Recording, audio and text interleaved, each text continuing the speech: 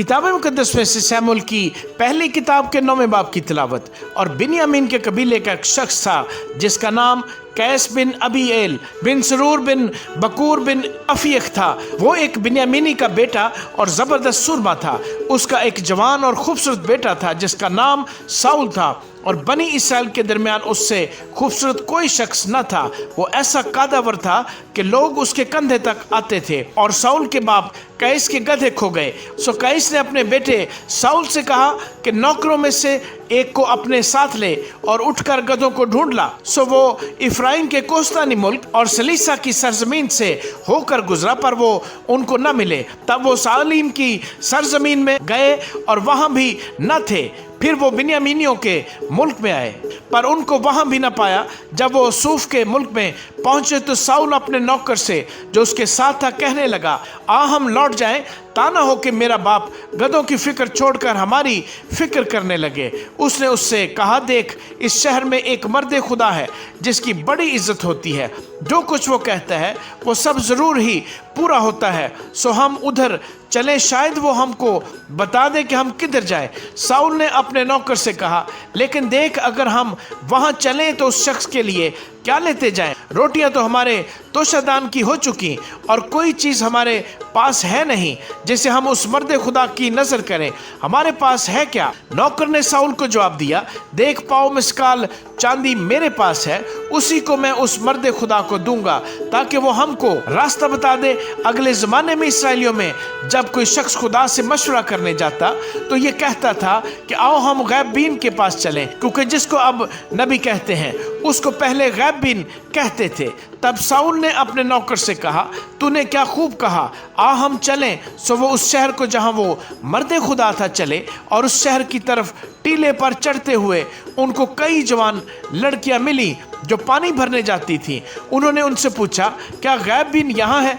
उन्होंने उनको जवाब दिया, हाँ है, देखो वो तुम्हारे सामने ही है। सो जल्दी करो, क्योंकि वो आज ही शहर में आया है, इसलिए कि आज के दिन ऊंचे मकाम में लोगों की तरफ से कुर्बानी होती है। जो ही तुम शहर में दाखिल होगे वो तुमको पेशतर उससे कि वो ऊंचे मकाम में खाना खाने जाए मिलेगा, क्योंकि जब तक वो ना पहुंचे लोग खाना नहीं खाएंगे, इसलिए कि वो कुर्बानी को बरकत देता है। उसके बाद मेहमान खाते हैं। सो अब तुम चढ़ जाओ, क्योंकि इस वक्त वो तुमको मिल जाएगा। सो वो शहर को चले, और शहर में दाखिल होते ही देखा कि सैमुअल उनके सामने आ रहा है ताकि वो ऊंचे मकाम को जाए।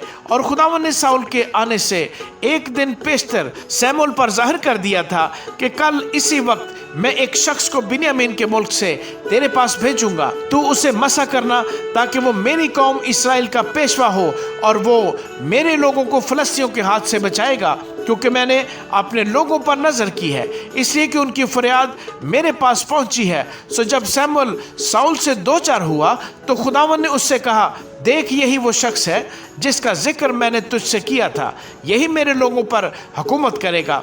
फिर साउल ने फाटक पर सैमुअल के नज़दीक जाकर उससे कहा कि मुझको ज़रा बता दे कि गैबीन का घर कहाँ है। सैमुअल ने साउल को जवाब दिया कि वो गैबीन मैं ही हूँ, मेरे आगे आगे ऊंचे मकाम को जा, क्योंकि तुम आज के दिन मेरे साथ खाना खाओगे और सुबह को मैं तुझे रुखसत करूँगा, और जो कुछ तेरे दिल में है सब तुझे बता दूंगा। और तेरे गधे जिनको खोए हुए 3 दिन हुए उनका ख्याल मत कर, क्योंकि वो मिल गए। और इसराइलियों में जो कुछ मरगूबे खातिर है वो किसके लिए है? क्या वो तेरे और तेरे बाप के सारे घराने के लिए नहीं? साउल ने जवाब दिया, क्या मैं बिन्यामीनी यानी इसराइल के सबसे छोटे कबीले का नहीं? और क्या मेरा घराना बिन्यामीन के कबीले के सब घरानों में सबसे छोटा नहीं? तो तू मुझसे ऐसी बातें क्यों कहता है? और सैमुअल साउल और उसके नौकर को मेहमान खाने में लाया, और उनको मेहमानों के दरमियान जो कोई 30 आदमी थे सदर जगह में बिठाया। और सैमुअल ने बावर्ची से कहा कि वो टुकड़ा जो मैंने तुझे दिया, जिसके बारे में तुझसे कहा था कि उसे अपने पास रख छोड़ना, ले आ। बावर्ची ने वो रान माँ उसके जो उस पर था उठाकर साउल के सामने रख दी। तब सैमुअल ने कहा, ये देख, जो रख लिया गया था उसे अपने सामने रख कर खा ले, क्योंकि वो इसी मुईन वक्त के लिए तेरे वास्ते रखी रही, क्योंकि मैंने कहा کہ میں نے ان لوگوں کی دعوت کی ہے۔ سو ساؤل نے اس دن سیمول کے ساتھ کھانا کھایا، اور جب وہ اونچے مقام سے اتر کر شہر میں آئے تو اس نے ساؤل سے گھر کی چھت پر باتیں کی، اور وہ سویرے اٹھے۔ اور ایسا ہوا کہ جب دن چڑھنے لگا تو سیمول نے ساؤل کو پھر گھر کی چھت پر بلا کر اس سے کہا، اٹھ کہ میں تجھے رخصت کروں۔ سو ساؤل اٹھا، اور وہ اور سیمول دونوں باہر نکل گئے، اور شہر کے سرے کے اتار پر چلتے چلتے سیمول نے ساؤل سے کہا کہ اپنے نوکر کو حکم کر کہ وہ ہم سے آگے بڑھے۔ سو وہ آگے بڑھ گیا، پر تو ابھی ٹھہرا رہ تاکہ میں تجھے خدا کی بات سناؤں۔ آمین۔